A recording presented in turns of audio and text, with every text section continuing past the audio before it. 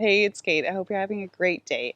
What's in the garden today? Well, we're going to go see if the potatoes are ready to harvest. So this is the potato bed. I planted these 99 days ago. Since then, they have flowered, the foliage is now dying back, and I think we're about ready to pull these out and see what we've got.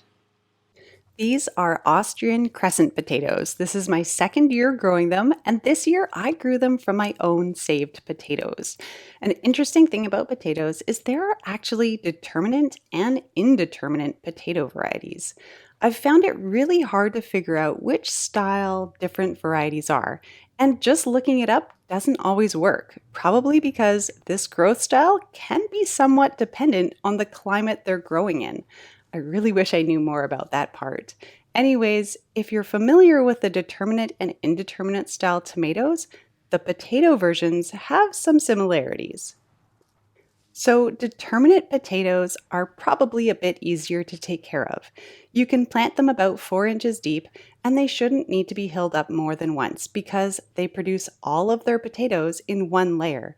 They grow on the faster side, usually under 100 days, and their potatoes tend to be on the smaller size.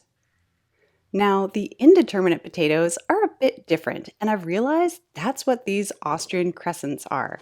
Indeterminate potatoes typically grow for a longer period, some up to 130 days, and this longer growth period can result in more and bigger potatoes, of course, depending on the variety and growing conditions.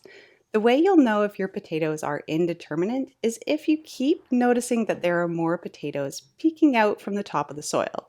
So then you hill them up, and a couple weeks later, you see the same thing again, more potatoes peeking through the soil surface.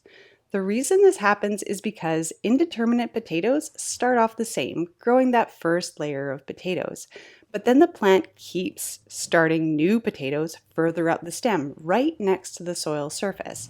And because of this, indeterminate potatoes need a bit more attention throughout the season. This is where the classic hilling up regimen you typically hear about becomes really important. They will benefit from being planted extra deep in trenches, and then as they sprout, let them grow for a while and periodically hill them up by burying their lower stems with the soil around them or mulch, whatever works for you. This will provide more soil space for the plant to grow those additional layers of potatoes and help to keep them protected from the sunlight, preventing them from turning green. Knowing that there are different growth styles of potatoes is great and very interesting, but at the end of the day, it's not really that important. It's impossible to tell what growth style the plant will be by looking at the potatoes, and both styles are delicious.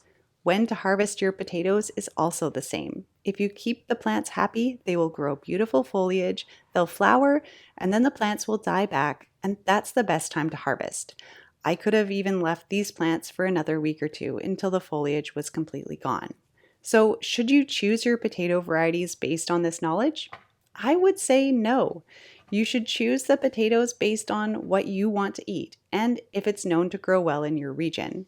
From there, you just need to keep an eye on them and learn from your experience so you can take care of them accordingly and you don't get green potatoes.